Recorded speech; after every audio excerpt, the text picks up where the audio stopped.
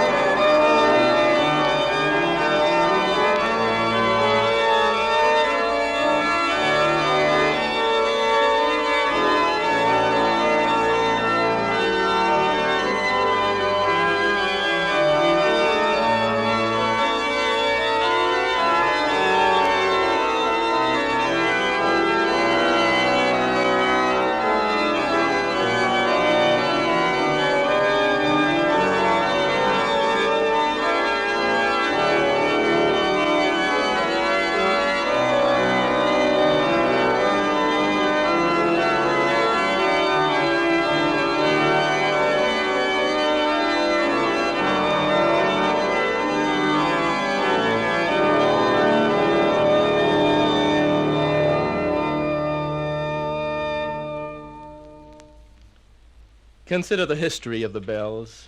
They played a great part. They gave the signal, for instance, for the Sicilian Vespers in 1282 and for the massacre of St. Bartholomew in 1571. And they supplied Henry VIII with money at the time of the dissolution of the monasteries, and they supplied Napoleon with cannon when he was fighting all of Europe. Whole districts of France have today no old bells as a result. And then there's the great Kaiser bell, the emperor bell in the Cologne Cathedral, which is made from cannon taken in the war with France in 1870, melted down for war purposes in the war of 1914 and 18. It was over 14 feet high, weighed more than 20 tons. And then the invasion of Belgium in 1914 brought about the destruction of some of the famous carillons. Apart from war and accidents, think of all the uses of the bell. Besides calling men to church, it's used in Roman Catholic churches at the elevation of the host. The passing bell used to be rung as a parishioner lay dying, or to ask the prayers of his fellow men. Now a bell is in many places rung after a death, and on the day of a national mourning, the bells of all the churches of the country are solemnly tolled. Victories have been celebrated with bells. When Trafalgar was won and Nelson died, the mingled joy and sorrow were represented in Chester, first by a merry peal from the cathedral tower, and then interspersed with single strokes from a muffled bell. Then there is the curfew bell. William the Conqueror ordered it for putting out the fires at 8 o'clock. It's still maintained in some cities in England, although the law enforcing it has been revoked, for more than 800 years. Then there are some Chinese pagodas, which are hung round with numbers of little bells. And in some Roman Catholic countries, bells are christened with a full ritual as human babies are, and they have sponsors assigned to each one of them. The bell counts for a good deal in the Greek or Orthodox Church, and bell effects have become popular with Russian composers. So we have many, many different uses, many different occasions, and many different responses to these various uses of the bells. To listen to bells of the world is to listen to political stories, to stories of social history, to geographic stories, and each one in itself a fascinating one. We've heard the bells of Trier.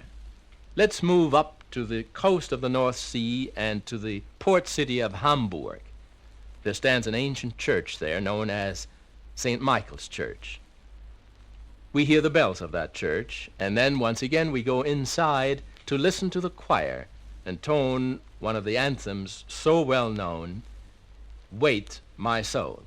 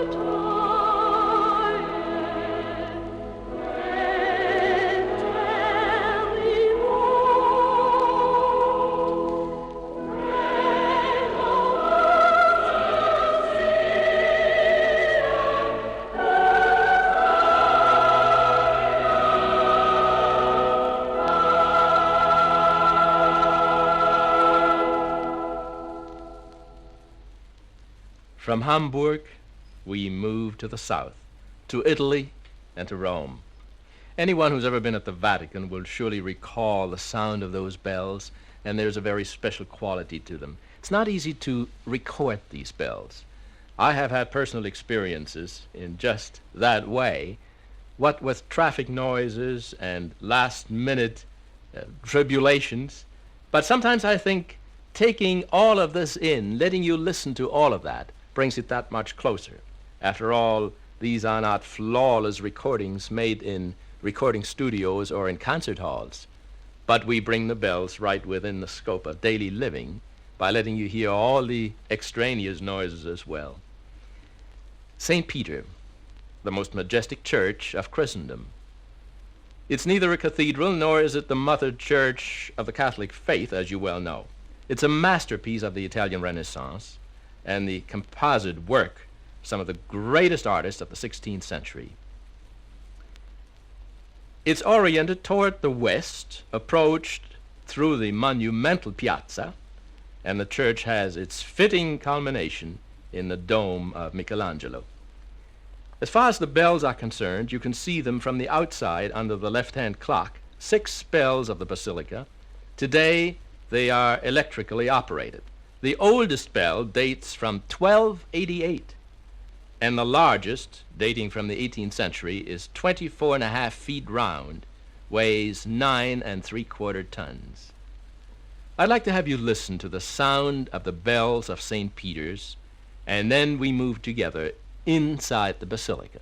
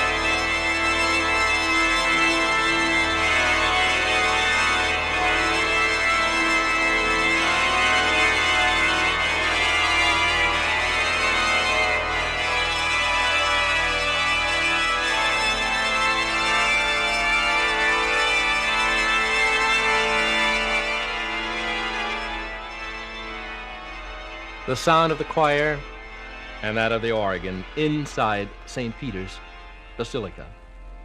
But it isn't only St. Peter's which is history-laden. There are so many churches in Rome whose bells sound the very evolution of mankind. Take, for instance, the Church of St. John the Lateran, San Giovanni in Laterano, which is really the cathedral of Rome and of the world. It is here that until 1870, the popes were crowned. The sound of the bells of St. John's, once again completely distinctive and separate. And after we hear those bells, again, together we move inside.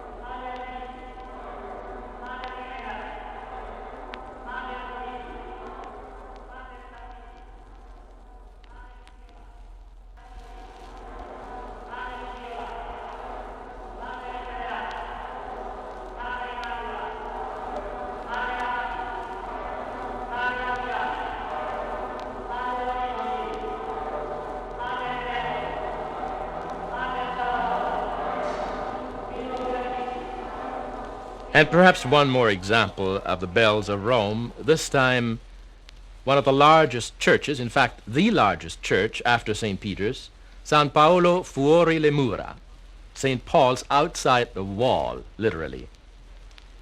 This church is perhaps more noteworthy for the interior decoration than for the external appearance, which is rather stark.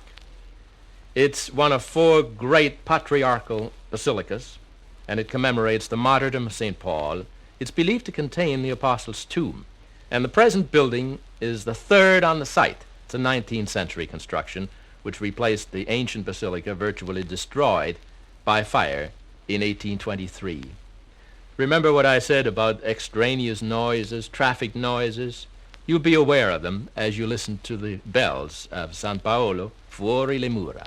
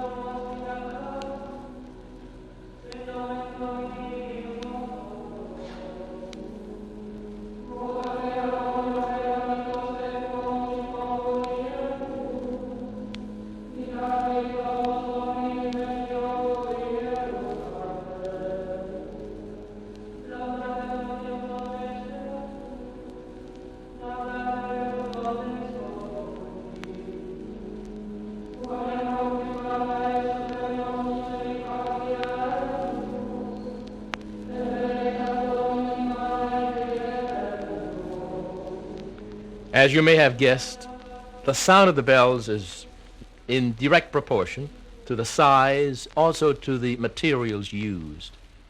And when you consider the different uses, of which we spoke a little while ago, the uses of this ancient and universally known instrument, which range all the way from summoning the fire brigade to playing beautiful and elaborate music in several parts for the artistic enlightenment of a whole city, then we realize that there are very many different ways of construction. For instance, the weight of the instrument varies from a fraction of an ounce, in the case of carillons, to 180 tons. This is the weight of the great bell of Moscow, which was cast in 1733, was broken before it was brought into use. The largest bell in actual use of later years was another in Moscow of 128 tons. Think of it. There is one in a Burmese temple of 80 tons.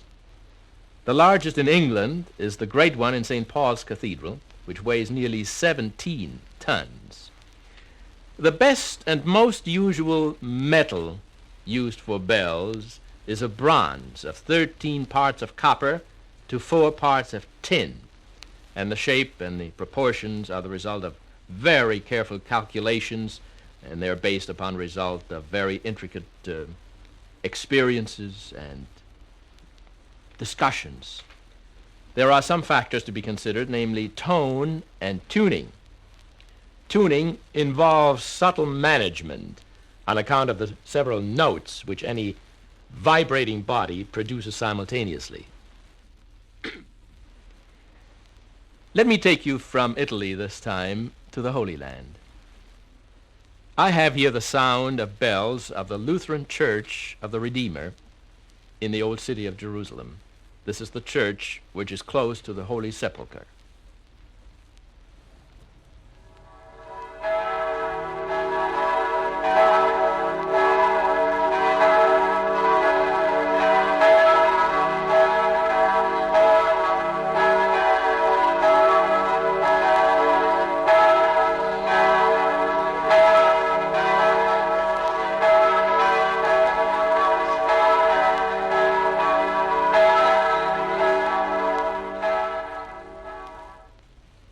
Quite obviously, this is a Western sound of bells. And now let's compare that with the Eastern Church, because we now hear the bells of the Church of the Holy Sepulchre itself in Jerusalem. And these bells always serve as a reminder that Western ceremonies are but one aspect of the ceremonies of high holy days in the Holy Land. For instance, take Christmas. Most of the Orthodox churches, including the Greeks, are custodians of the celebration of early January rather than the usual December time.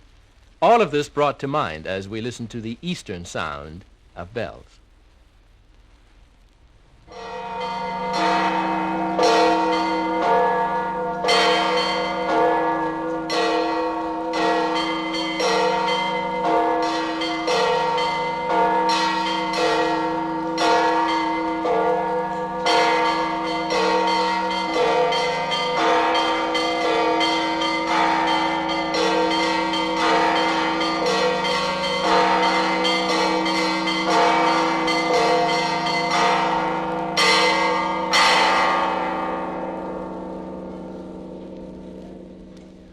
And while we are in the Holy Land, we should move on from Jerusalem to Bethlehem itself.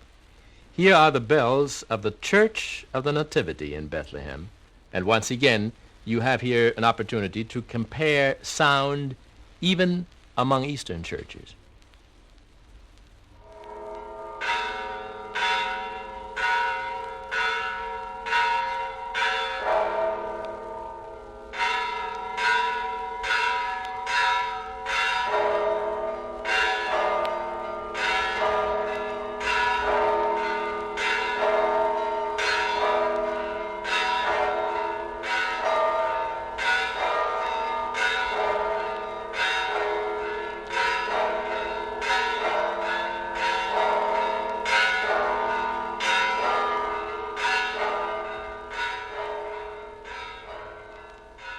Just as fascinating as the story of the construction of the bells is the story and the method of sounding them. There are two main methods of sounding ordinary church bells.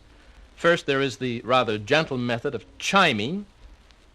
The bell is usually struck either by an external hammer or by a mechanical movement of the clapper inside. And then there is the more vigorous method of ringing. There the bell is swung round full circle. And then there is a third method. It's not used very often. That of agitating the clapper of the bell by means of a string. This is called clocking. And it's the way of, I suppose, a lazy sexton with a single bell.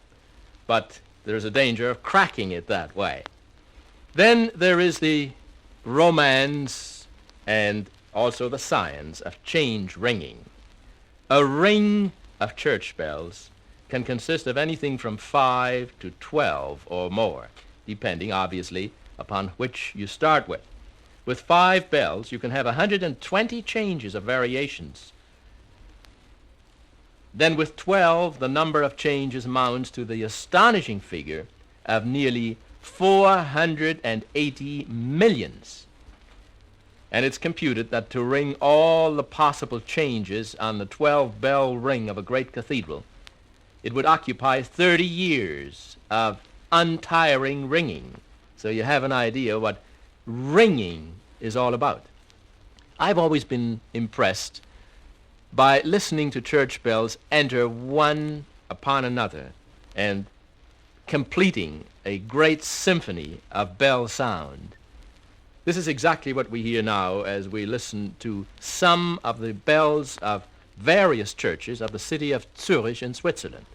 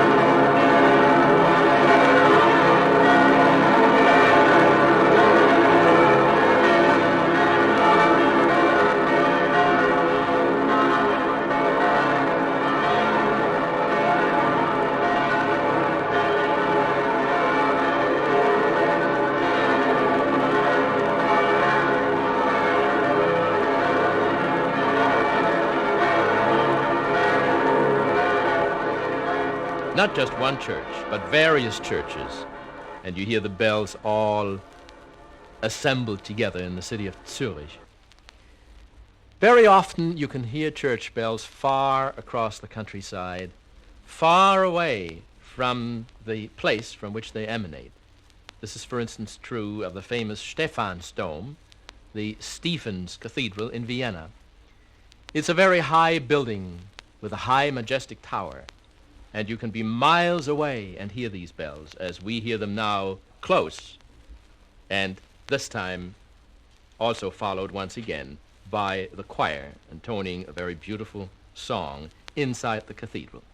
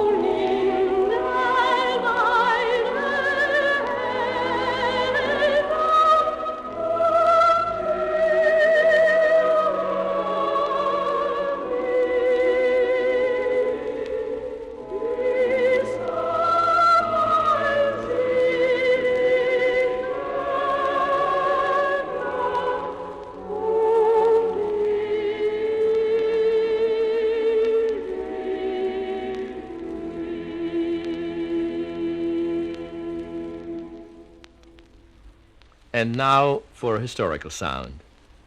We move on to the eastern part of Europe, and specifically to the city of Breslau, formerly in Germany, now part of Poland. The Breslau Cathedral has bells which once again have a most distinctive sound. We hear this sound and then listen to the boys' choir of the Breslau Cathedral. This taken quite some time ago, and I'm sure that all of these boys by now have perhaps their own sons in the very same choir. The boys' choir with organ, intoning Mozart's beautiful Ave Verum.